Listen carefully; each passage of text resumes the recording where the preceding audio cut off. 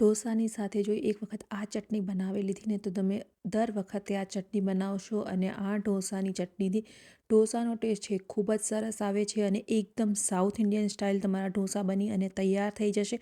આ ચટણી બનતા માત્ર 5 મિનિટ લાગે છે અને 5 મિનિટમાં આ ચટણી બની અને તૈયાર થઈ જાય છે। ચટણી બનાવવા માટે સૌથી પહેલાં આપણે લાલ સૂકા મરચાં લેવાના છે। તો મેં અહીંયા કશ્મીરી લાલ મરચાં લીધા છે અને એક છે એ સૂકું લાલ મરચું લીધું છે, એ તીખું લીધું છે, જેનાથી થોડી તીખાશ આવશે ચટણીમાં। ત્યારબાદ લસણ લઈ લઈશું, કાજુ લીધેલા છે, કાજુથી આપણી ચટણી છે એ થોડી થીક બનશે। 1 ચમચી જીરું અને 1 ચમચી ધાણા લેવાના છે, બંને વસ્તુ મેં અહીંયા આખી જ લીધેલી છે। થોડી આંબલી અહીંયા એડ કરી દઈશું, ખટાશ માટે આંબલી એડ કરવાની છે, લીંબુનો રસ એડ નથી કરવાનો। મીઠું એડ કરી દઈએ સ્વાદ અનુસાર અને ત્યારબાદ 1/4 ટીસ્પૂન જેટલી હળદર લીધી છે। પાણી અહીંયા એડ કર્યું છે લગભગ 1/4 કપ જેટલું છે અને જો તમને વધારે જરૂરિયાત જણાય તો વધારે પાણી એડ કરી અને આ રીતની તમારે એક પેસ્ટ તૈયાર કરી લેવાની છે। પાણી જરૂરિયાત મુજબ જ એડ કરવાનું છે, વધારે પાણી એડ નથી કરવાનું અને આ રીતની થીક કન્સિસ્ટન્સીવાળી આપણે ચટણી તૈયાર કરવાની છે। આપણી ચટણી બની અને તૈયાર થઈ ગઈ છે, આમને આપણે કોઈ વઘાર કરવાની જરૂર નથી, ડાયરેક્ટ જ તમે યુઝ કરી શકો છો અને 4 થી 5 દિવસ સ્ટોર કરી રાખી શકો છો। હવે આપણે ઢોસા બનાવી લઈએ।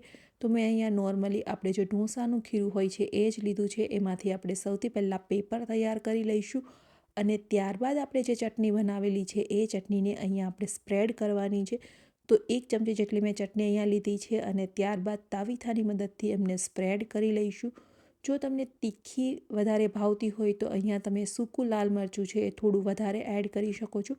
મેં માત્ર એક જ મરચું એડ કર્યું છે, એમનાથી પણ જે તીખાશ છે એ પરફેક્ટ આવી ગઈ છે, કારણ કે લસણ પણ આપણે ઓલરેડી એડ કરેલું છે, તો લસણની પણ તીખાશ એમની અંદર આવશે।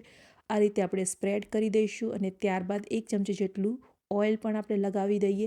તો તમે અહીંયા બટરનો પણ ઉપયોગ કરી શકો છો, જો તમને બટરનો ટેસ્ટ ભાવતો હોય તો ઓઇલની જગ્યાએ બટરનો યુઝ કરી શકો છો।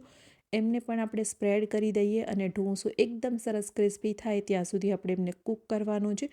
એક સાઈડથી થોડો ઢોસો કૂક થઈ જાય એટલે એમની ઉપર આપણે બટાકાનો મસાલો છે એ એડ કરી દઈએ। તો મેં અહીંયા નોર્મલી જ બટાકાનો મસાલો લીધેલો છે, કાંદા અને ટમેટાની ગ્રેવી બનાવી અને ત્યારબાદ બટાકાને અહીંયા એડ કર્યા છે। મેં અહીંયા મસાલાની અંદર ઓનિયન એડ કરેલા છે, તો પણ આપણે ઉપરથી થોડા ઓનિયન સ્પ્રિંકલ કરી દઈશું। કાચા આ રીતે ઓનિયન સ્પ્રિંકલ કરવાથી ખૂબ જ સરસ ટેસ્ટ આવે છે અને ઢોસો ક્રિસ્પી થાય એટલે એને ફોલ્ડ કરી લેવાનો છે, સાથે ફ્રેશ કોરિએન્ડર પણ એડ કરી દઈએ।